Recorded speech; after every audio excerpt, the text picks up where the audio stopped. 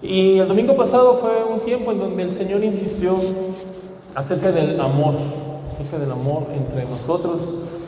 Y en la semana yo le compartía una predicación de otro hermano al equipo de pastores de la iglesia.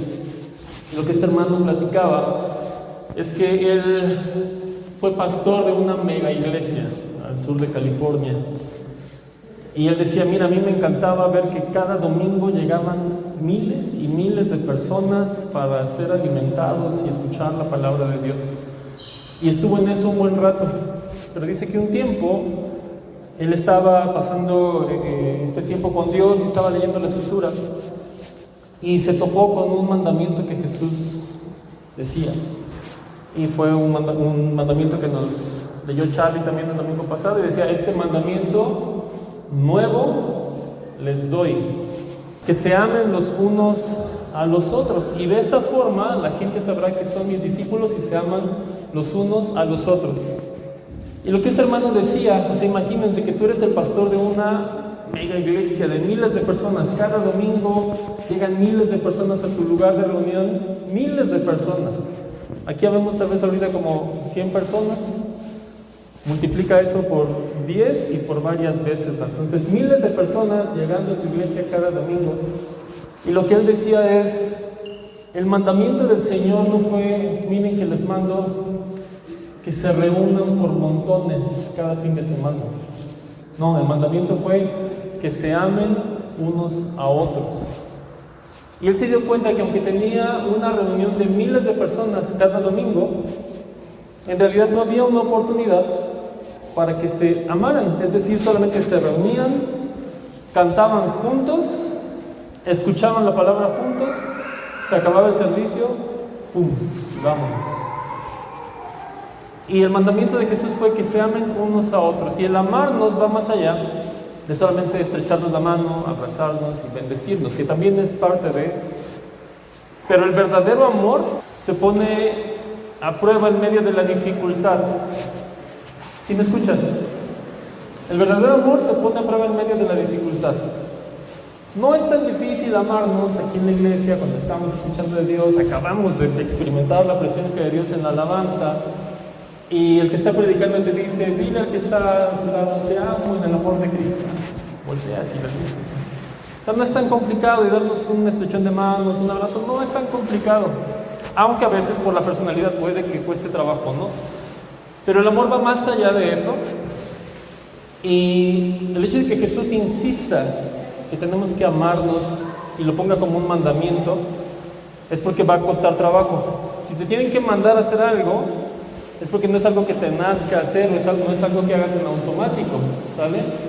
Imagínense que Dios en su palabra dijera, este mandamiento nuevo les doy, que comas una vez al día al menos. Y dices, Señor, con mucho gusto, hasta 4 o 5, ¿no? Y si hay carne asada, mejor. Pues no nos tiene que dar un mandamiento para comer algo que nos gusta. Pero si Jesús dijo, este mandamiento nuevo les doy, es que no estaba sucediendo. Y mira que ya llevaban cientos de años, los profetas de Dios, hombres de Dios, estaban entre el pueblo y cumplían las leyes, hacían sacrificios, llevaban palomas, llevaban ovejas, pero eso no implicaba amor entre ellos. Cuando estábamos en la alabanza y el Señor estaba moviéndose entre nosotros, el Señor trajo a mí lo que pasó entre Pedro y él, después de que Pedro lo negó 3 veces. El Señor murió y resucitó, se encuentra con Pedro, y esas preguntas que le hace a Pedro, ¿te acuerdas qué pregunta le hace? Pedro, ¿me amas? Y Pedro, sí, Señor, sabes que te amo. O sea, sí sé que la regué, sí sé que te negué 3 veces, me resbalé feo, me ganó el miedo, no sé qué me pasó, pero te amo. Pasa un tiempo y el Señor le vuelve a preguntar, Pedro, ¿me amas? Y a ella se siente feíto, ¿no? Que el Señor por segunda vez te pregunta si lo amas. Y Pedro, Señor, claro que te amo. Pasa otro ratito y el Señor otra vez, no sé si tú te has puesto en los zapatos de Pedro, pero se ha de haber sentido bien feo.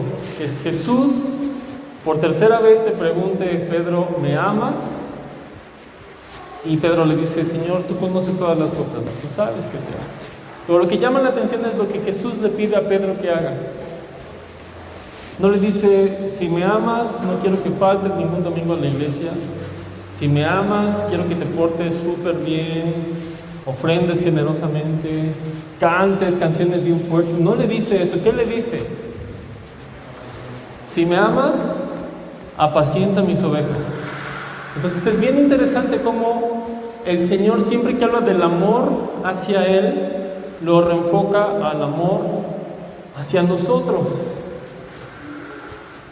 Y si el Señor Jesús está constantemente reiterando esto, entonces es algo que debe de llamar nuestra atención. Debo confesarte algo. Mi esposa cumple años en diciembre, a finales de diciembre, y durante todo el año, de repente mi esposa dice, mira, ¿sabes qué? Este labial me gustó, ¿no? Y yo decía, y luego pasan un par de meses y ¿sabes qué? Esta blusa me gustó, ¿no? Y yo, bien. Y así durante todo el año me está haciendo el favor mi esposa muy amorosamente de decirme, mira criatura, pon atención, aquí está, esto me gusta, ¿no? En diciembre, como 20 minutos antes de la medianoche del día de su cumpleaños, estoy rompiéndome la cabeza y preguntándome qué le puedo regalar, qué le gusta, y escarbo mi memoria y yo me acuerdo que me dijo que algo le gustó, pero no me acuerdo qué me dijo que le gustó.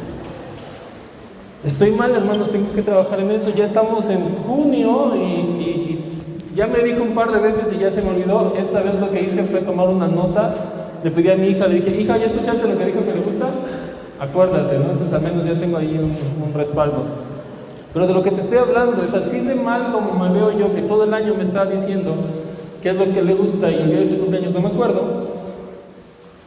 El Señor Jesús constantemente está diciendo qué es lo que espera de nosotros. Y una tras otra dice, ámense los unos a los otros, ámense los unos a los otros, ámense los unos a los otros. Pedro, si me amas, ama a mis ovejas, cuida a mis ovejas. Y de repente nosotros estamos orando y le decimos, Señor, envíame a mí. ¿Qué quieres que yo haga? Mira, tú nada más dime, ¿qué quieres que yo haga? Y yo lo hago. Y me imagino a Jesús con la misma cara que acaba de hacer mi esposa diciendo, ¿cómo te explico? ¿No? Y no me juzguen tan feo porque mi esposa nomás me lo platica, pero nosotros respecto a Jesús, lo que le gusta lo tenemos escrito. Y está allí. ¿Sale? Entonces muchas veces nos dispersamos y pensamos que Dios espera de nosotros grandes hazañas y grandes actos que los sorprendan, pero ¿cómo puede sorprender a aquel que teniéndolo todo bajó del trono y dio su vida por ti y por mí? No hay una proeza más grande que podamos hacer que la que Él hizo. Y Él nos conoce y lo único que nos dice es, ámense los unos a los otros. Como iglesia estamos pasando un momento importante, un momento de cambios, un momento de desafíos. Y cuando tú empiezas un proyecto nuevo, un trabajo nuevo, un propósito nuevo como familia, alguna meta que tú te pones, antes de empezar a caminar sobre esa meta, tienes que tener bien definido hacia dónde vas, cómo se va a ver eso que quieres lograr, ¿sale? ¿Qué puesto es el que quieres? ¿Qué negocio es el que quieres emprender? ¿Cuántos kilos quieres bajar o subir? En mi caso, no sé, tú tienes que saber qué es lo que estás persiguiendo, ¿sale? Entonces, en el momento en el que estamos como iglesia, tenemos que saber bien hacia dónde vamos, qué es lo que estamos persiguiendo para que todos vayamos en esa dirección. Uno de los puntos que yo quiero platicar contigo es cómo vivimos la fe. Y específicamente estamos hablando de Jesús, cómo Jesús vivió la fe. Quiero platicarte que hace un par de semanas estaba comiendo tranquilamente en mi casa y de repente recibí una llamada. Contesto la llamada y era Moy. ¿Dónde estás, Moy? Ahí está. ¿Te acuerdas que me marcaste, Moy? Yo estaba tranquilamente masticando mi bocado y de repente Moy me sale con una pregunta filosófica, teológica, profunda, que yo nunca me había preguntado. Y Aparte, Moy necesitaba una respuesta inmediata porque estaba platicando con alguien, estaba ahí en un debate teológico Moy, y como que surgió ese tema y dijo, le mato al pastor, ya, pues, el pastor tiene que saber, ¿no? El pastor estaba ahí comiendo, y me suelta la pregunta Moy, y te la voy a compartir a ti. Y me dice, Moy, mira, estoy con un amigo, le estoy compartiendo de Jesús. Pero este amigo me pregunta, y yo también me pregunto, ¿por qué Jesús empezó su ministerio a los 30 años y por qué murió a los 33 años? Y yo masticando mi comida y sabiendo que no le podía quedar mal a Moy, espero que no hayas dicho mi nombre con la persona con la que estabas platicando. Espero que le hayas dicho que le marcaste a Andrés o algo así. Charlie. Y le dije, Moy, nunca me había preguntado yo eso, ¿por qué Jesús empezó su ministerio a los 30 años? No lo sé. Dije, discúlpame, sinceramente es de esas cosas que no sé. Pero le dije, voy a investigar y en cuanto yo sepa, te platico. Moy, estuve haciendo mi tarea, estuve investigando y quiero platicarte un poquito de lo que encontré para que busques a este cuate y le des la respuesta. Yo no sabía esto, hermanos, y gracias a la pregunta de Moy me puse a hacer mi tarea. Yo no sabía que en la cultura judía los 30 años son una edad importante, ¿vale? A partir de los 30 años es cuando los rabinos pueden empezar a tener ministerio. Antes de eso les dicen, estás muy chavo, no has vivido. A partir de los 30 años, los sacerdotes, en la ley de Moisés, podían empezar a servir. Antes de eso decían, no, eres un chavo y me vas a distraer, no vas a aguantar la presión. Se esperaban a que tuvieran una edad madura. A partir de los 30 años, los levitas podían empezar también a ejercer su ministerio. ¿Sale? Adicionalmente, hay estudios médicos y científicos que muestran que el clímax físico está entre los 26 y los 36 años, ¿sale?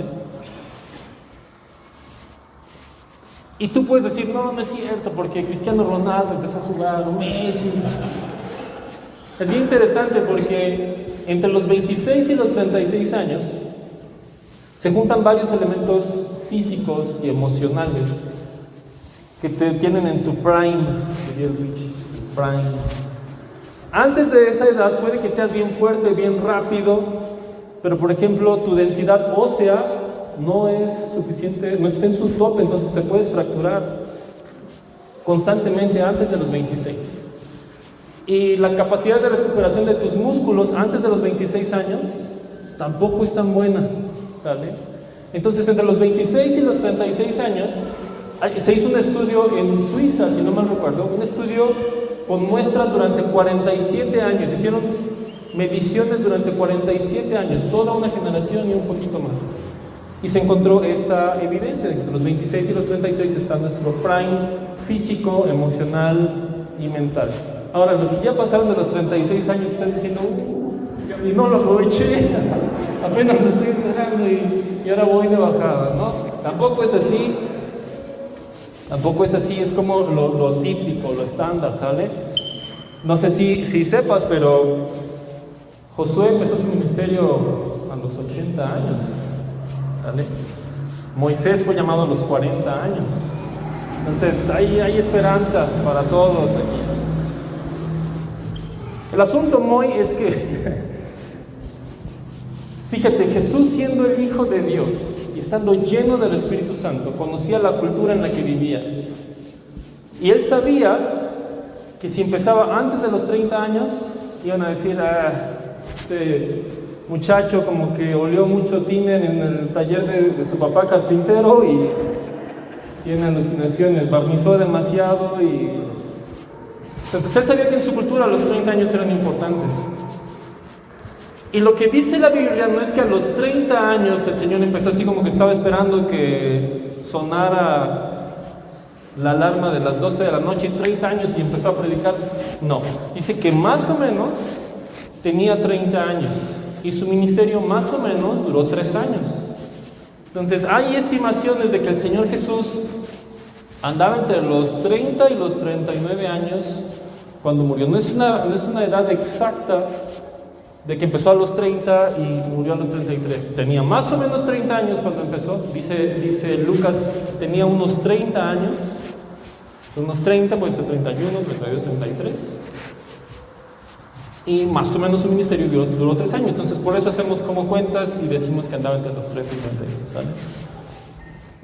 Pero la pregunta es, ¿qué hizo Jesús esos más o menos 30 años? De lo que te quiero hablar hoy es cómo ve Jesús la vida. ¿Cuál es la visión de Jesús de la vida? Porque tú y yo estamos llamados a vivir como Jesús vivió.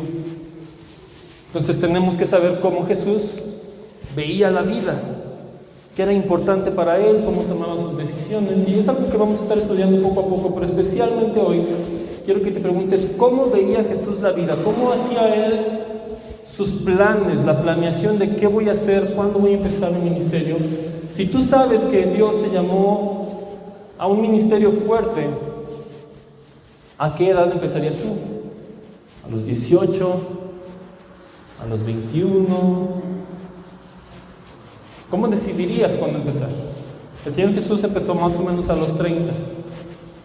Pero no creo que el Señor Jesús haya estado sentado en un tronco, allí en una silla en el taller, así, ¿no? Y diciendo, ¿cuántos años tengo? 21, no, todavía falta un rato. Y su papá diciéndole, oye Jesús, hay que cortar esas maderas. Y no, papá, yo estoy llamado a predicar, yo no voy a ser carpintero, ¿no? Entonces, no, dile al que sigue, porque Jesús tenía hermanos y tenía hermanas, vemos en la escritura. ¿Tú crees que Jesús estuvo sentado ahí en el sillón viendo documentales de Netflix, los misterios de la Biblia? ¿Qué estuvo haciendo Jesús 30 años? Hay un par de pistas en la Biblia, porque no dice allí que hizo esos 30 años. De repente dice que empezó, nos dice que de bebé lo quería matar Herodes a través de un sueño. Dato curioso, a través de un sueño Dios le dice a José, sal de aquí, vete a Egipto. Por si dudas de que el Señor haga sueños, pregúntale a José. Lo importante es que son los sueños en la vida de una persona.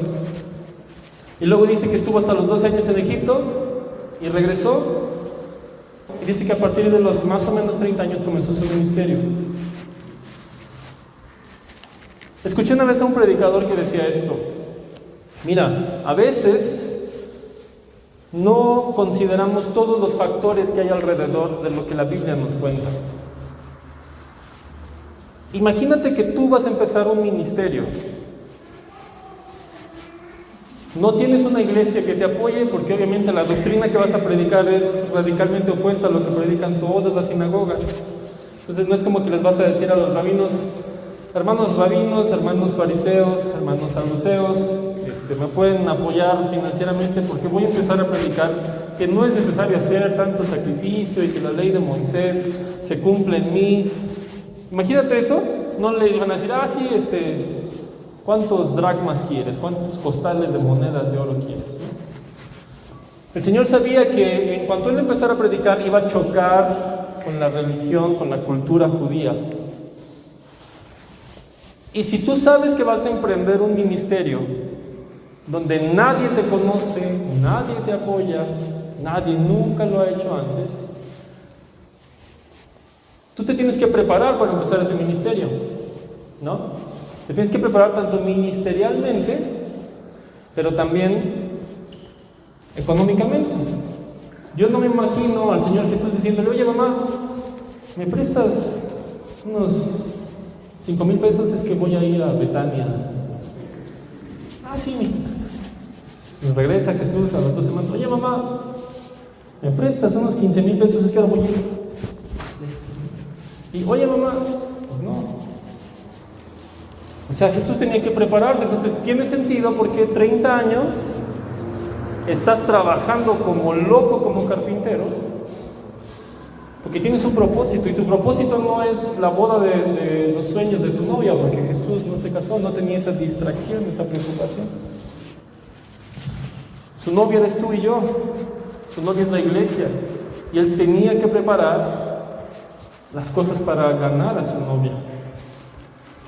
Entonces no está escrito en la Biblia, no vayas a pensar que estoy aquí del eje, pero suena mucho sentido lo que decía este predicador. Es muy probable que lo que Jesús estuvo haciendo 30 años, aparte de conocer la Escritura, porque en cuanto Satanás lo tienta, empieza a responder con la Escritura. Y desde niño lo vemos que él conocía las Escrituras y platicaba de las Escrituras con los maestros. Entonces estuvo conociendo al Señor, desarrollando su relación con Él, porque la palabra dice que crecía en gracia y en favor con la gente y con el Señor. Entonces estuvo invirtiendo en su vida, estuvo trabajando, vendiendo muebles, trompos, caballitos de madera, vete a saber qué tantas cosas hacía el Señor en el taller, juntando una buena cantidad, porque iba a empezar su ministerio sin seguidores, sin patrocinadores, yendo contra corriente, ¿vale? Te menciono esto porque muchas veces pensamos que Jesús simplemente un día despertó y dijo, pues como que me dan ganas de predicar, y salió a predicar y empezó a hacer milagros. No, hubo preparación. Eso explicaría por qué esperó a sus 30 años para comenzar. O sea, estuvo preparando todo lo necesario físicamente, espiritualmente, económicamente. Quiero que me acompañes a Mateo 6, porque esto lo podemos especular a partir de lo que vemos que él hizo, pero más allá de especular vamos a leer lo que Jesús dijo sobre cómo él veía la vida. Vamos a ir a Mateo 6, versículo 19. Vamos a irlo leyendo juntos. Dice: no acumulen para sí tesoros en la tierra, donde la polilla y el óxido destruyen, y donde los ladrones se meten a robar. Más bien acumulen para sí tesoros en el cielo, donde ni la polilla ni el óxido carcomen, ni los ladrones se meten a robar. Porque donde esté tu tesoro, allí estará también tu corazón. Los ojos son la lámpara del cuerpo. Por tanto, si tus ojos son buenos, todo tu ser disfrutará de la luz. Pero si los ojos son malos, todo tu ser estará en oscuridad. Si la luz que hay en ti es oscuridad, qué densa será esa oscuridad. Nadie puede servir a dos señores, pues menospreciará a uno y amará al otro, o querrá mucho a uno y despreciará al otro. Ustedes no pueden servir a la vez a Dios y a las riquezas. 25. Por eso les digo, no se preocupen por su vida, qué comerán o beberán, ni por su cuerpo, cómo se vestirán. ¿No tiene la vida más valor que la comida y el cuerpo más que la ropa? Fíjense en las aves del cielo, no siembran ni cosechan ni almacenan en graneros, sin embargo el Padre Celestial las alimenta. ¿No valen ustedes mucho más que ellas? ¿Quién de ustedes, por mucho que se preocupe, puede añadir una sola hora al curso de su vida? ¿Y por qué se preocupan por la ropa?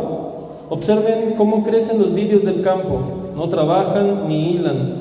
Sin embargo, les digo que ni siquiera Salomón, con todo su esplendor, se vestía como uno de ellos. Si así viste Dios a la hierba, que hoy está en el campo y mañana es arrojada al horno, ¿no hará mucho más por ustedes, gente de poca fe? Así que no se preocupen diciendo qué comeremos, o qué beberemos, o con qué nos vestiremos. Los paganos andan tras todas estas cosas, pero su Padre Celestial sabe que ustedes las necesitan. Más bien, busquen primeramente el reino de Dios y su justicia. Entonces, todas estas cosas les serán añadidas. Por lo tanto, no se preocupen por el mañana, el cual tendrá sus propios afanes. Cada día tiene ya sus problemas. Sé que hemos leído esto antes, sé que lo conocemos, pero quiero hacerte algunas observaciones que nos pueden ayudar a entender mejor lo que Jesús está diciendo. Porque a veces lo conocemos tanto que puede sonar como palabras bonitas, pero poco prácticas. Y si le echamos sinceridad, yo sé que muchos de nosotros hemos cuestionado la veracidad de estos versículos. Porque hay veces que se pone complicado suplir la comida, la vestimenta, en un país en el que estamos, ¿no? Que atraviesa dificultades económicas. Entonces muchas veces decimos, Jesús, pues es que tú estabas allá, pero aquí en México no puedes echarle tanta fe porque las cosas se complican. Sé que algunas veces vas reconsiderado, preguntando, ¿qué se refiere? Porque pues no me llega solito, y si no voy a chambear no me pagan, y si no correteo la papa no llega. Quiero mencionarte algunas cosas que aparecen aquí. Una, no sé si notaste que Jesús empieza a hablar de las riquezas. Y empieza a decir, no pongan su interés, ¿no? Que no se vuelva su tesoro lo más importante de su vida, las riquezas. Dice, no acumulen riquezas para sí. ¿Sale? Es lo primero que dice. Pero de repente parece que se le fue la onda a Jesús, porque empieza a hablar de los ojos. Y dice, ¿sabes? Espérame, apenas estaba yo masticando que no acumule riquezas para mí, porque entra el ladrón y se echa a perder los billetes.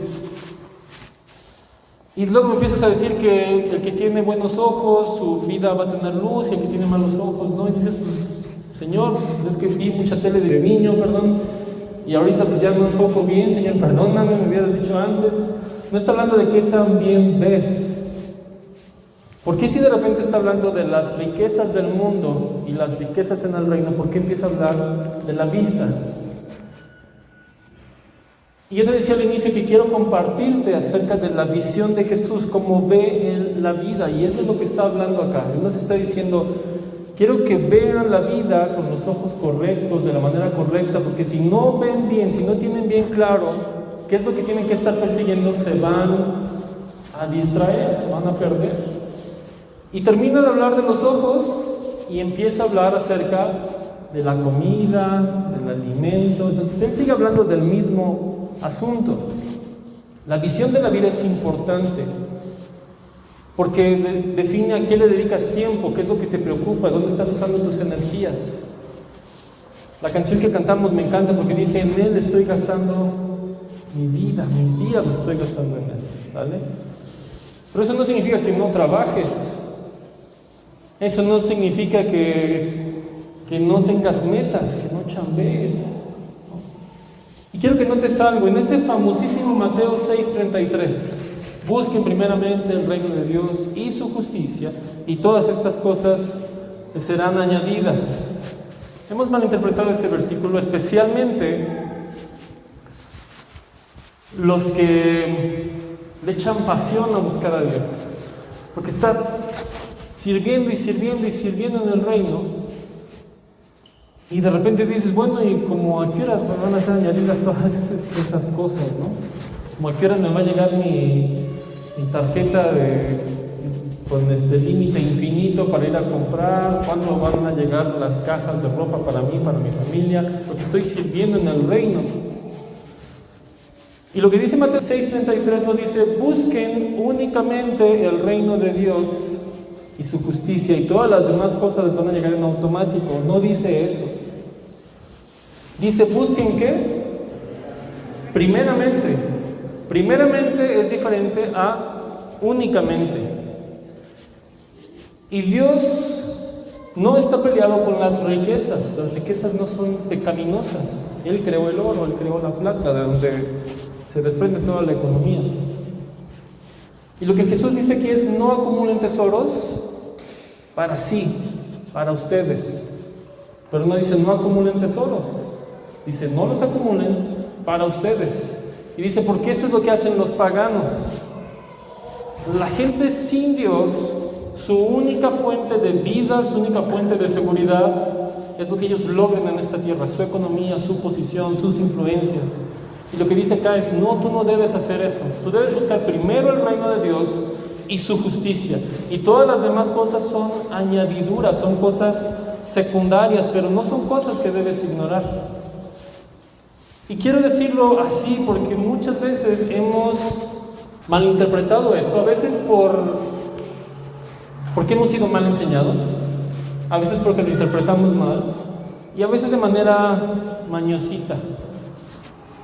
Decir, mira, no me voy a esforzar trabajando pues porque él dijo.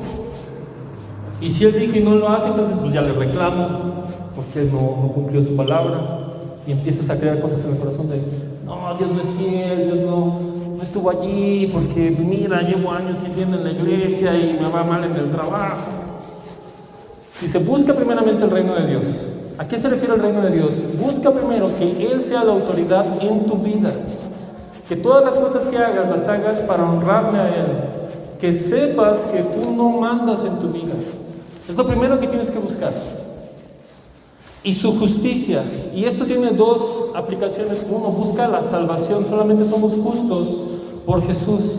Pero también tiene que ver con qué es justo para Dios. ¿Qué es lo que Dios dice bien hecho? ¿Qué es lo que Dios dice vas mal? Justicia, lo que Dios aprueba, lo que Dios no aprueba.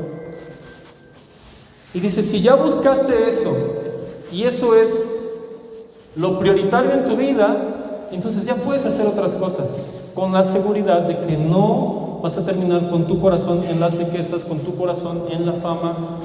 Tenemos diferentes ídolos en esta cultura.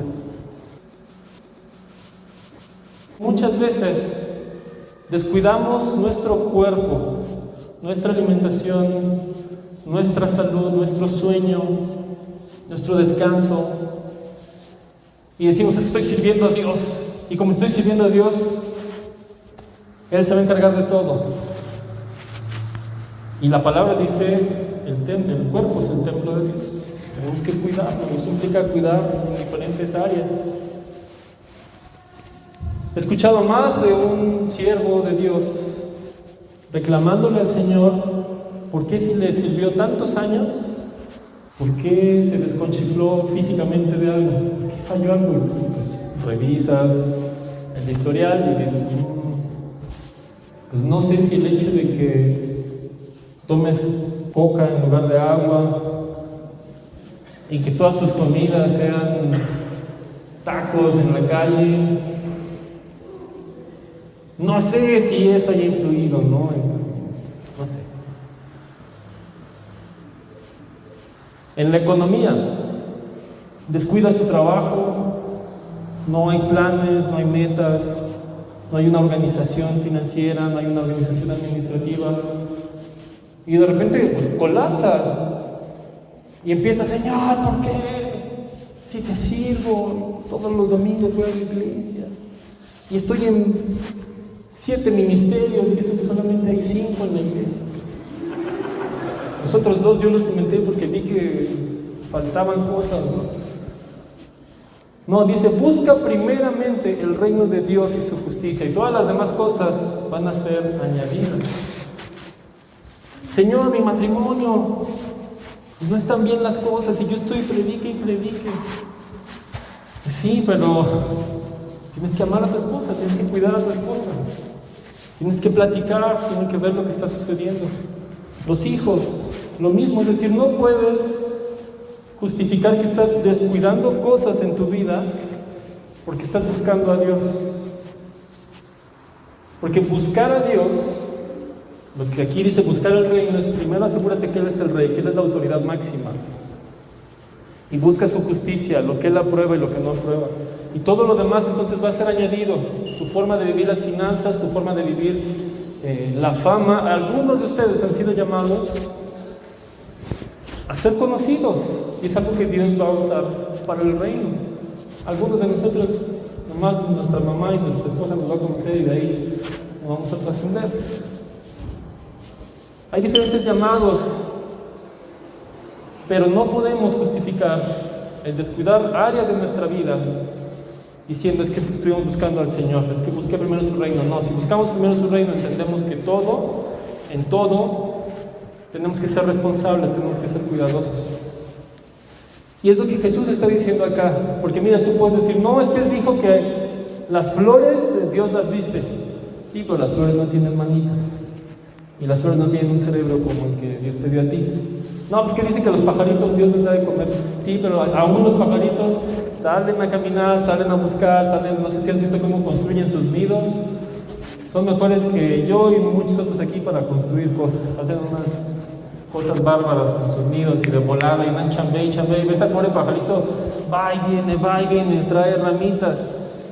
Entonces, no es de que te vas a sentar en un árbol a cantar como pajarito todo el día así, y ya el Señor te va a suplir, no.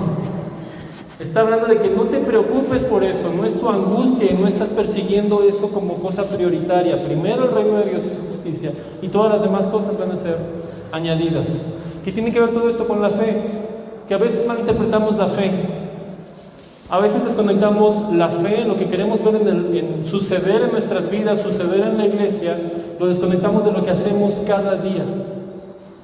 Y tienes que entender que cada día de nuestra vida es como un ladrillo que tú pones en un muro. Y después de un tiempo vas viendo cómo el muro se está construyendo. Y si un día dices, no quiero poner ladrillos, y al otro día, hoy tampoco, hoy lo voy a poner así para ver qué se siente. Ahora lo voy a poner así. Pues cada día vamos haciendo cosas como... Y pasan los años y luego decimos, Señor, ¿por qué está pasando esto? Señor, ¿por qué mi vida está tomando este rumbo? Señor, ¿por qué me apareciste? Cada día estuvimos haciendo cosas que van construyendo nuestra vida. El Señor habla y el Señor dice, voy a hacer esto, estoy haciendo esto en tu vida, y tú tienes que empezar cada día viviendo en fe sobre lo que Dios está diciendo. Y caminar en fe no significa, insisto, sentarte en tu casa solamente a orar y esperar a que pase. Algunos de ustedes oran más que Jesús. Y es ironía porque Jesús oraba un montón. Pero Jesús no se la pasó. O sea, no dice que empezó su ministerio más o menos a los 30 años y se metió a orar y salió a los 33 y entregó su vida y murió y resucitó. No, oraba un montón, trabajaba un montón, servía un montón. Antes de su ministerio estuvo trabajando en lo natural. ¿Cómo lo sabemos? Porque la gente decía, pues sí es el hijo del carpintero, o sea, es el hijo de ese que atendía en carpintería Ramírez, y de repente sale que está predicando. O sea, la gente lo ubicaba por su trabajo. Entonces entendemos que estuvo trabajando antes de su ministerio. Entonces, Jesús tenía fe, Jesús confiaba en lo que Dios había dicho de él desde antes de su nacimiento. Claro que sí, estuvo trabajando al respecto. Cada día, durante 30 años, estuvo poniendo los ladrillos correctos para que cuando llegara el momento señalado, entonces pudiera actuar. Yo quiero animarte a revisar tu vida. ¿Qué estás haciendo cada día de tu vida? En tu carácter, ¿qué estás haciendo cada día? Mira, todos estamos desconchiflados en algo de nuestro carácter. Todos se nos resbala algo, se nos chisporrotea algo. Unos somos más enojones, otros somos más agüitados, otros somos más impetuosos, otros tienes que empujarlos para que se levanten. Todos tenemos dificultades y desafíos en el carácter, y es algo que tenemos que estar trabajando cada día. Buscar a Dios, pero también ver lo que la palabra dice acerca de ese carácter, cómo trabajarlo, cómo cambiarlo, cómo mejorarlo. Las relaciones entre nosotros, iglesia. Es importante que entendamos que lo que Dios quiere hacer en la iglesia no es como que vamos a estar haciendo lo mismo cada domingo y un domingo vamos a llegar y milagros, sanidades, el mover del Espíritu Santo, todo lo que da. No va a pasar un día esporádicamente. Nunca ha pasado así el avivamiento. Hay gente que está buscando, hambrientos, clamando, intentando, buscando a Dios con desesperación, haciendo su parte, y entonces sucede. Porque si no estamos listos en el carácter, en el amor entre nosotros, ese mover de Dios puede llegar como simplemente un día de mover del Espíritu Santo y no más. Y el Señor quiere que estemos listos para esto. Y hay una palabra que está en 2 de Pedro que dice que lo que algunos tienen por tardanza es misericordia de Dios. Sí, la has leído, ¿no? Dice que algunos dicen, no, ya no va a venir. Y lo que Dios está diciendo, no, sí, estoy listo, pero quiero que se salve la mayor cantidad de personas. Y quiero decirte lo mismo acerca del avivamiento que el Señor está anunciando para nuestra iglesia. Un avivamiento del poder del Espíritu Santo, del mover del Espíritu Santo. Y puede que tú estés así como viendo tu reloj cada día y diciendo, bueno, hoy no pasó nada. Ay, este domingo tampoco. No, se me hace que no fue una palabra de Dios. Nomás cruzaron los cables ahí a los que pasaron a dar la palabra. Y lo que el Señor está diciendo es, no, yo ya quiero soltarlo, pero la iglesia tiene que estar lista en amor, en carácter, para que puedan sostener el peso de la gloria, porque la gloria del Señor pesa, iglesia. Y la palabra dice que el Señor no va a derramar vino nuevo en odres viejos porque se van a reventar. Entonces, tenemos que renovar este cuero del que estamos hechos para que el Señor pueda depositar su vino. Quiero que me acompañes a Mateo 16. Vamos a leer 4 versículos en Mateo 16, del versículo 24 al versículo 28. Es otra vez Jesús hablando acerca de ser sus discípulos. Dice así el versículo 24. Luego Jesús dijo a sus discípulos: si alguien quiere ser mi discípulo, que se niegue a sí mismo, tome su cruz y me siga. Porque el que quiera salvar su vida, la perderá. Pero el que pierda su vida por mi causa, la encontrará. ¿De qué le sirve a uno ganar el mundo entero si se pierde la vida? ¿O qué se puede dar a cambio de la vida? Porque el Hijo del Hombre ha de venir en la gloria de su Padre con sus ángeles, y entonces recompensará a cada persona según lo que haya hecho. ¿Sí viste lo que dice este último versículo? Que Jesús un día va a venir en toda su gloria y recompensará a cada persona según ¿qué? Lo que haya hecho. A ver, Jesús, permíteme. Tienes que revisar, Jesús, tu doctrina de la salvación por gracia, porque esto que estás diciendo se llama obras. Quiero que entiendas algo. La salvación es por gracia. La salvación es por la fe en el sacrificio que Jesús hizo. Y no hay nada que tú y yo podamos hacer para ganar o ser merecedores de esa salvación. La salvación totalmente es por gracia. Y gracias a Dios que es así. En el momento en el que tú lo reconoces como el Señor, el dueño de tu vida, y reconoces que Él pagó en la cruz lo que te tocaba pagar a ti, la palabra dice que en ese momento, cuando tú lo crees en el corazón y lo confiesas con tu boca, naces de nuevo, eres hecho un hijo de Dios y pasas de la muerte a la vida eterna. Pasas de ser un enemigo de Dios a un hijo de Dios. Eso es así, no hay discusión, y cualquier persona que te diga lo contrario está blasfemando, porque la salvación es por gracia, ¿sale? Pero hemos malinterpretado eso como hijos de Dios, porque hemos dicho, bueno, entonces ya soy salvo, pues que viva la vida. Y hacemos y deshacemos, somos negligentes en áreas de la vida, porque pues somos salvos. Pero aquí el mismo autor y perfeccionador de nuestra fe, aquel que hizo esta obra de salvación posible, dice: un día voy a venir y le voy a pagar a cada persona según lo que haya hecho. Y en un par de ocasiones más adelante en la Escritura nos dice que un día todos vamos a comparecer delante de Jesús, todos, creyentes y no creyentes.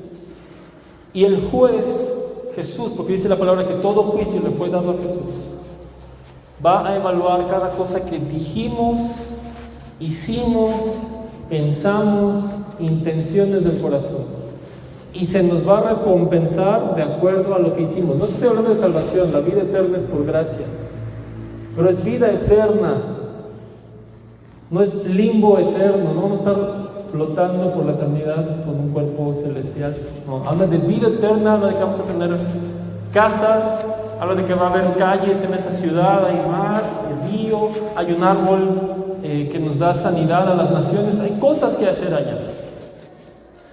Entonces lo que vamos a hacer tiene que ver mucho con lo que hicimos en esta vida. Entonces yo quiero llamarte que recuerdes que esto que estamos leyendo lo dijo Jesús, el autor y perfeccionador de nuestra fe, el autor de la salvación. Nos dice: revisen lo que están haciendo cada día.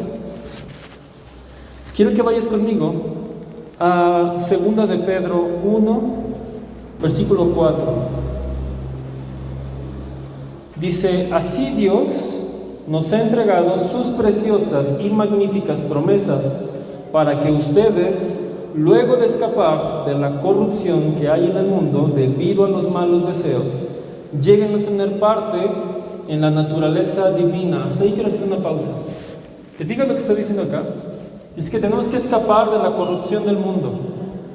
Corrupción, otra palabra es putrefacción. El mundo se está pudriendo, el mundo está mal, está torcido, es un mundo caído. Dice que tú y yo tenemos que escapar de ahí.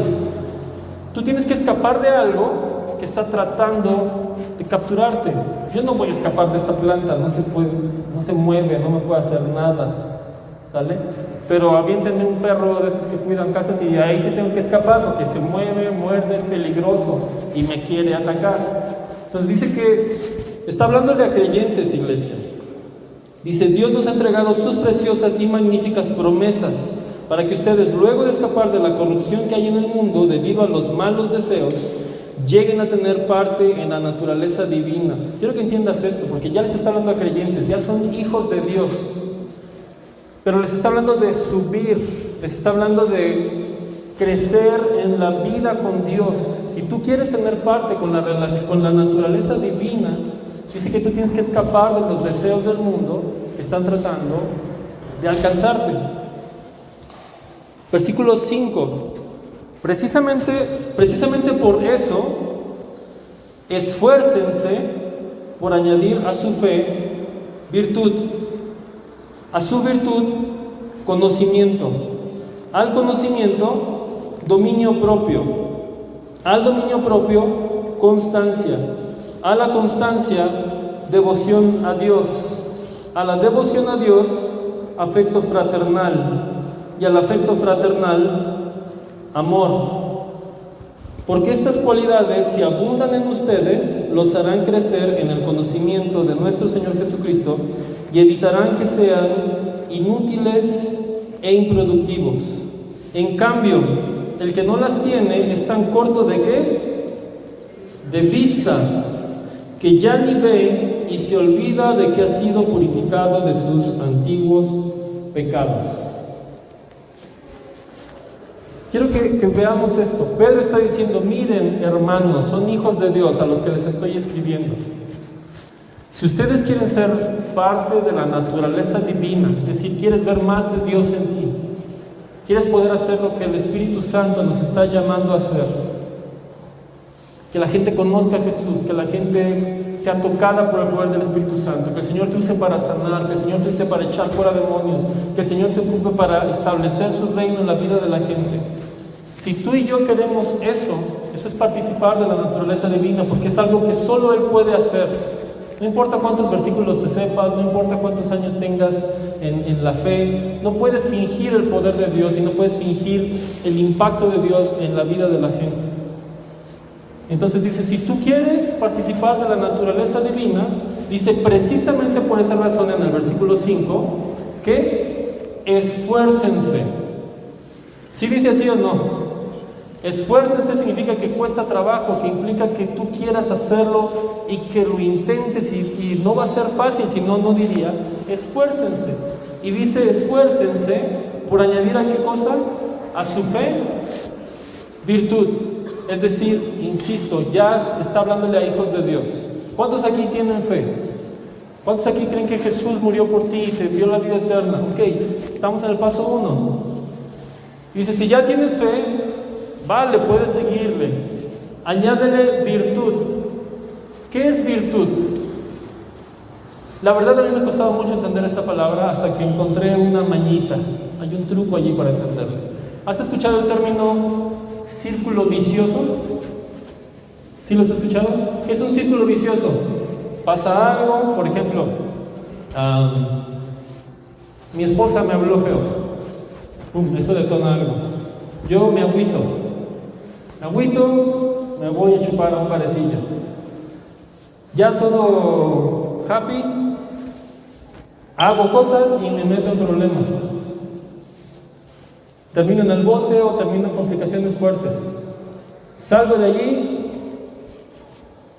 llego a la casa, mi esposa me habla feo, me agüito, me voy a un barecillo, salgo todo happy, me meto en problemas, termino en el bote o en circunstancias difíciles, pasa un tiempo, reacciono, me voy a mi casa, mi esposa me regaña.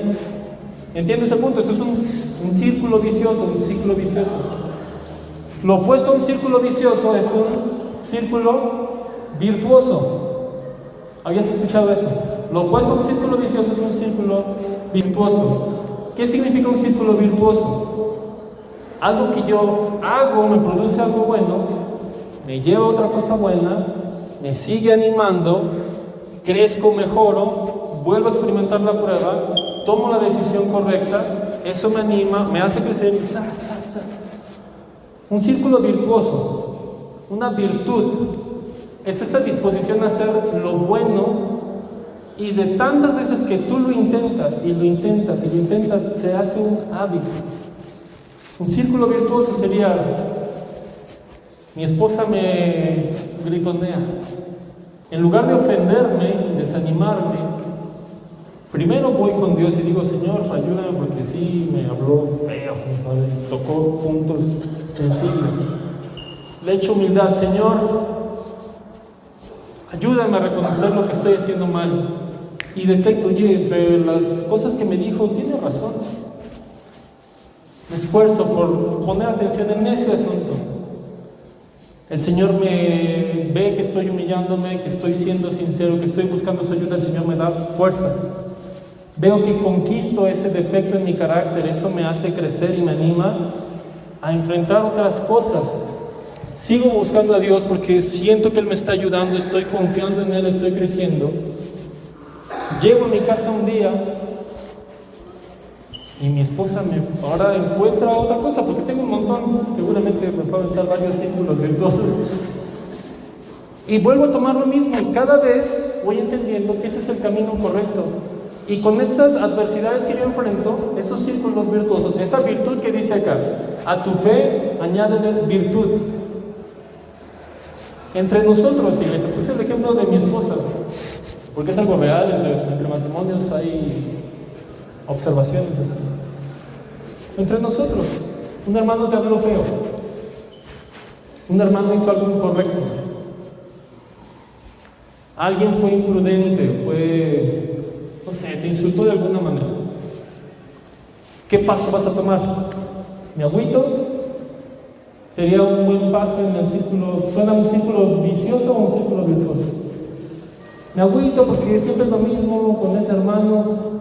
Empiezo a crear en mi corazón enojo. Eso me lleva: ya no voy el domingo a la iglesia.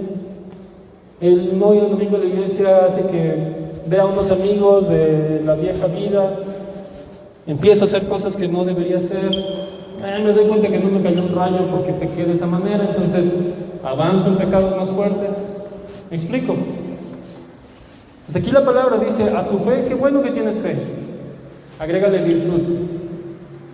¿Ok? Y tenemos que revisar en qué cosas estamos cayendo constantemente en vicios que son lo opuesto a virtud. Y tú puedes tener una fe genuina, ser un hijo de Dios genuino, pero si no le añades virtud a tu fe y le añades círculos viciosos, puedes estar dando vueltas en lo mismo. Y te lo digo yo por experiencia: llevé años juzgando a la iglesia, juzgando a los cristianos, juzgando a Dios. O sea, todos estaban mal con el Ya cuando platicaba hace rato con Charlie, yo le decía: ya cuando me di cuenta que yo estaba juzgando de falta de amor al Dios que es el amor en persona, y que yo estaba juzgando de falta de fidelidad al Dios que bajó del trono y dio su vida por mí, y que yo le estaba reclamando que no era tierno y que no ponía atención a mi vida, reaccioné y dije: ah, caray, o sea, ya, si estás juzgando al mismo Señor, es porque hay algo que tienes que revisar, porque ya juzgaste a todos, ya se te acabaron todos los de la iglesia que ibas a juzgar, ya estás juzgando a Dios mismo y no te ha tocado a ti, ¿no? A la fe hay que añadirle virtud. Después de virtud, conocimiento. Y conocimiento no solamente es información, es conocer a Dios, conocer su palabra, conocer cómo es Él. Y después, ¿qué dice? Después de conocimiento, dice que después de conocer a Dios le añadas dominio propio. Si tienes que agregarle dominio propio a tu relación con Dios, es porque lo que tú y yo solemos hacer en nuestra naturaleza, en nuestro carácter, en nuestra personalidad, no es la mejor idea. No sé si tú has dicho alguna vez, yo sé que no, pero algunas personas, cuando se molestan con alguien y que alguien les cae muy gordo, dicen, ojalá que se muera. ¿Has escuchado eso alguna vez? Sí, ¿no? No digo que tú lo dijiste, seguramente lo has escuchado. ¿Qué crees? ¿Qué crees que Jesús dice que debemos hacer para ser sus discípulos? Dice que tienes que morir. Dice que quiera ser mi discípulo, niéguese a sí mismo, tome su cruz y sígame. Tenemos que morir, iglesia. ¿Por qué te digo esto? Porque cuando Dios empieza a hablar a nuestras vidas, nos va a incomodar, va a doler, porque no es lo que queremos hacer, no es lo que nos nace hacer. Si fuera lo que nos naciera hacer, no diría domínate, no necesitarías dominio propio, porque estarías igual que Dios haciendo lo que Él quiere hacer. Pero no, tenemos la tendencia a no hacer lo que Él quiere que hagamos. Y sí, Él dice que nos amemos unos a otros. ¿Y sabes por qué lo dijo por mandamiento? Porque no es algo que nos nace hacer. Y tú puedes decir, ¿cómo no? Si yo amo un chorro a mis amigos. Yo amo un chorro al Dani, al Isaí, son mis compis. Y Jesús dijo, ¿y eso qué? ¿Eso qué mérito tiene? Los que no me conocen también aman a sus amigos. El verdadero amor al que el Señor nos está llamando es que tú y yo nos amemos, especialmente cuando no nos nace amar, cuando no es tu persona favorita, cuando no está haciendo lo que te gusta, cuando te lastimó con algo que dijo, cuando te lastimó con algo que hizo. Lo que la palabra dice es, ámense, es un mandamiento porque no te van a hacer. Y mira, quiero terminar leyendo contigo Romanos 5, versículo 8. Dice así, pero Dios demuestra su amor por nosotros en esto, en que cuando todavía éramos pecadores, Cristo murió por nosotros. ¿Sí viste lo que dice ahí? Dios demuestra su amor en esto, que cuando todavía éramos pecadores, ¿qué hizo Cristo? Murió por nosotros. Uno de los mandamientos que Jesús dice es, ámense los unos a los otros como yo los he amado. ¿Sí dice así la Biblia o no? Dice que nos amemos con el amor con el que nos ha amado. Y dice, de esta manera Jesús demostró su amor por nosotros, en que cuando todavía éramos pecadores, Cristo murió por nosotros. ¿Qué significa el pecado? Pecar es hacer lo que a Dios no le gusta, lo que te aleja de Dios, lo que ofende a Dios. ¿Estamos de acuerdo ahí? Okay. Lo que dice aquí Romanos es, Jesús dio su vida por ti y por mí cuando tú y yo estábamos desobedeciéndole, ofendiéndole, haciendo lo que no le gusta. Y Él dijo, te amo, voy a morir por ti. Quiero bajarlo a la iglesia entre nosotros, porque no podemos predicar afuera algo que no esté pasando entre nosotros. Muchas veces nuestra forma de amar es, trato bien a Lili porque me trata bien. Le sonrío a Isaí porque hace rato me ayudó a buscar la memoria. O sea, me trata bien, lo trato bien. Y lo que dice acá es, tú tienes que amar, y el único momento en el que tiene sentido el amor es cuando tratas bien, cuidas y das la vida por alguien que no te cae bien, que no está haciendo cosas buenas para ti, que incluso puede estarte ofendiendo, que incluso directamente te puede estar tirando a matar, y tú lo sabes, y tú deberías estar listo para dar tu vida por esa persona. No sé si a ti, pero a mí me confronta un montón. Y quiero que hagamos algo antes de orar para terminar. Quiero que voltees a la persona que está a tu lado derecho y le digas: yo daría mi vida por ti. Yo daría mi vida por ti.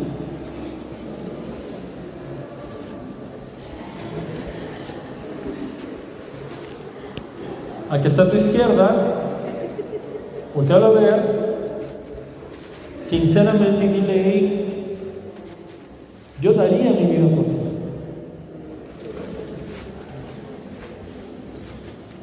Mira, sé que cuando hacemos estos ejercicios, a veces lanzas una sonrisita para romper el momento. A veces dices: ¿cómo estás, hermano? Dios te bendiga. No, no te dije que te bendiga, pero es como una tendencia, ¿no? Se siente fuerte decirle a alguien: yo daría mi vida por ti, y algunos lo dijimos porque me está diciendo que lo tengo que decir, y si no lo digo se va a ofender el hermano. Pero cuando decimos que, oye, te amo, y en la Santa Cena o cuando saludas a alguien dices: hermano, te amo, en los términos de Jesús el amor es: yo podría dar mi vida por ti. Y eso no significa: estoy bien contento con lo que haces, me encanta tu forma de ser, cuando sea grande quiero ser como tú. No le estás diciendo eso, porque Jesús nos amó a ti y a mí cuando todavía estábamos pecando directamente contra Él. Y aún como hijos de Dios nos resbalamos y volvemos a pecar.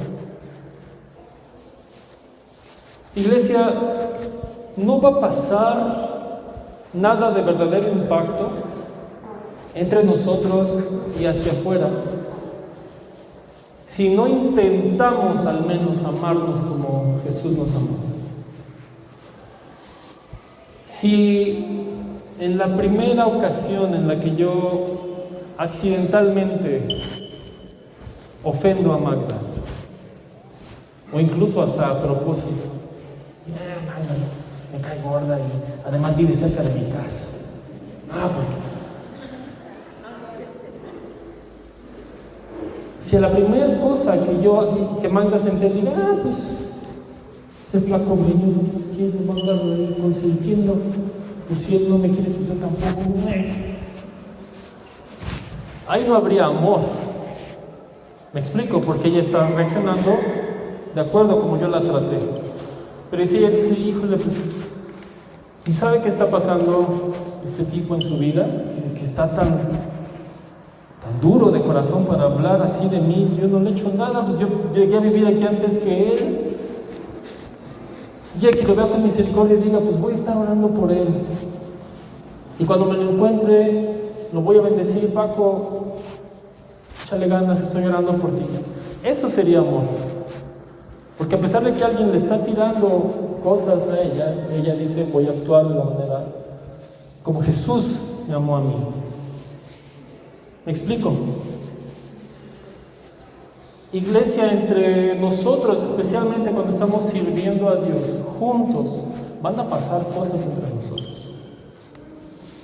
Algún hermano puede decir algo que te incomode, algo que te moleste, y tal vez sí fue un imprudente, no debió decir eso, no es correcto que diga eso, pero si tú reaccionas de la misma manera, ahí se rompe el mandamiento que Jesús nos dio. Ámense como Cristo amó a la iglesia, ámense con el amor con el que yo les he amado. Estoy seguro que yo me voy a equivocar, les voy a fallar, espero que no muchas veces, pero es probable. Y igual al revés, y entre nosotros, porque cometemos errores, iglesia. Todos estamos aprendiendo, todos estamos creciendo. Pero si un desencuentro, un choque, una diferencia de opinión, aún un disgusto, un conflicto, es suficiente para romper relaciones, para que ya no quieras buscar a Dios, Pues estamos cayendo en un círculo vicioso y no le estamos agregando virtud a la fe. Y eso pasa entre nosotros, y eso pasa entre esposos, eso pasa entre padres e hijos.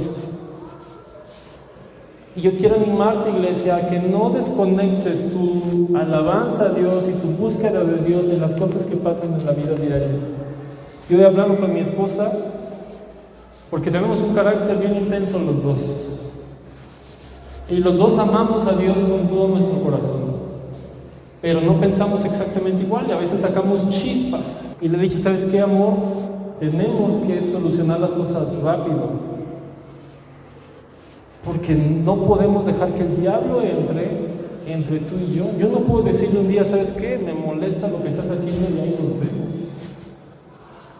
Porque entonces solamente era una relación frágil.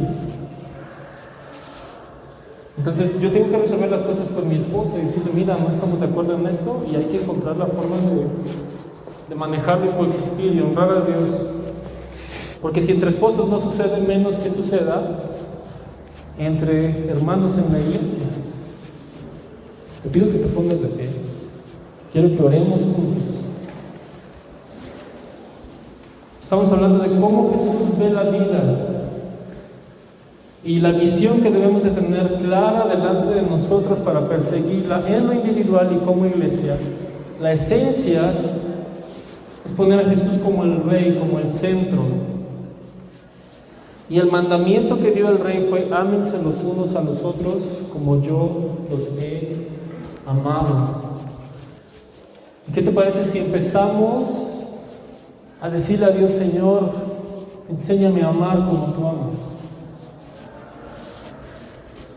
Y si tú tienes alguna cosa que te está inquietando ahí en el corazón y estás diciendo, híjole, sí me equivoqué, sí fallé, sí reaccioné de manera incorrecta, la ventaja es que el juez que nos juzga nos ama a morir.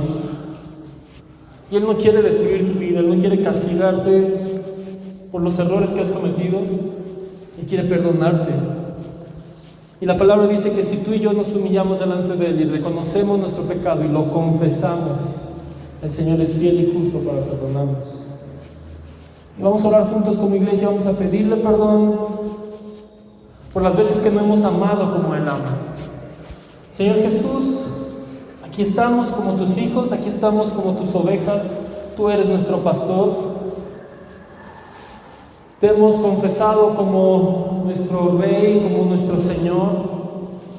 Y parte de reconocerte como la autoridad máxima en nuestra vida es aceptar tus reglas y los mandamientos que nos das. Y Señor, tú enfatizaste en ámense los unos a los otros como yo los he amado. Señor, y te venimos a pedir perdón en humildad, en reconocimiento, si no hemos amado a otros como tú nos amas. Señor, hemos reaccionado de manera carnal, de manera emocional, cuando alguien nos ofende, cuando alguien nos lastima, cuando alguien habla de nosotros, cuando alguien nos traiciona, cuando alguien busca nuestro mal, cuando alguien murmura. En muchas ocasiones, Señor, y hablo en plural, yo también, Señor, hemos reaccionado de manera carnal y hemos maldecido, hemos injuriado, hemos ofendido. Señor, y eso no es amar como tú amas. Te pedimos perdón. Límpianos, Señor, límpianos de lo que provocó esa amargura, esa revancha, esa venganza. Límpianos, Señor. Te pedimos perdón en humildad y en sinceridad, Dios, en tu presencia, ante tu palabra, Dios. Gracias por recordarnos tu palabra, gracias por recordarnos tus mandamientos. Señor, gracias por recordarnos que en nuestra fe de salvación hay más cosas que añadir, y una de esas, Señor, es este amor fraternal. Señor, te hemos pedido perdón, hemos reconocido nuestras faltas delante de ti. Aprovecho, Señor, para orar junto con las familias en este lugar, sí entre familias, sí entre esposos, sí entre padres e hijos, sí entre hermanos, sí entre familiares. Han sucedido riñas, conflictos por reaccionar de manera carnal. Señor, te pedimos perdón en esta hora y en el nombre de Jesús pedimos que nos limpies y que nos enseñes, Señor, a amar como tú amas. Señor, oramos por unidad en medio de la iglesia. Oramos por unidad entre las familias, entre los matrimonios, entre los hermanos, entre los primos, entre los hijos y sus padres. Señor, oramos porque tú nos unas en amor, un amor genuino, Señor, que salga de tu trono, llene nuestras vidas, Señor. Y así como tú le dijiste a Pedro, que una evidencia de nuestro amor por ti sea que cuidemos tu casa, que cuidemos a tus ovejas, que cuidemos a la familia donde tú nos plantaste, Señor. Padre, ayúdanos a ser fuertes y a tener tu corazón para reaccionar de manera espiritual, guiados por el Espíritu Santo ante los choques, ante las diferencias, Señor, ante las rupturas. Ayúdanos a ser gente que reconcilie y no gente que incentive, Señor, la ruptura.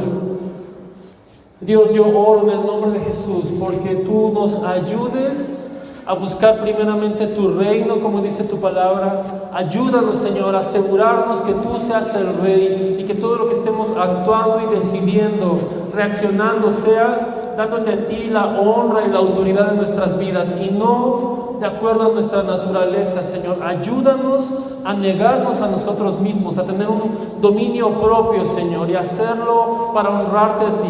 Ayúdanos a morir cada día, Señor, estar dispuestos cada día a tomar nuestra cruz, morir a nuestras reacciones, a nuestros impulsos y hacer las cosas como tú quieres que las hagamos, Señor. Padre, es fácil decirlo en palabras, pero en el momento es difícil. Así que te pido, Espíritu Santo, que nos ayudes a fortalecernos en ti, a encontrar en ti las fuerzas y la motivación, Señor, para honrarte entre nosotros. Señor, y con esta convicción y con esta humildad, Señor, oro en el nombre de Jesús para que tú bendigas cada área de nuestra vida. Señor, la economía, Señor, el sustento, el vestido, donde vivimos, Señor. En el nombre de Jesús oramos porque tú puedas bendecir a tus hijos y podamos dar libertad a tu bendición, Señor, a través de buscarte a ti primero. Señor, bendigo a cada familia que está aquí, a cada persona que está lidiando con la economía. En el nombre de Jesús oro por bendición de lo alto, provisión, Señor, que todas sus necesidades sean suplidas, Dios.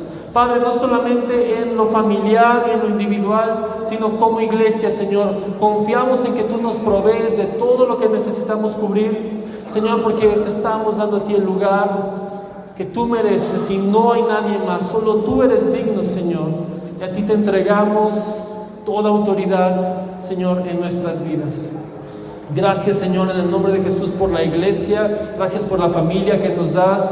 Señor, recuérdanos cada día amarnos, Señor, amarnos como tú nos has amado, amarnos entre nosotros, Señor, para que la gente sepa que somos tus discípulos. En el nombre de Jesús. Amén.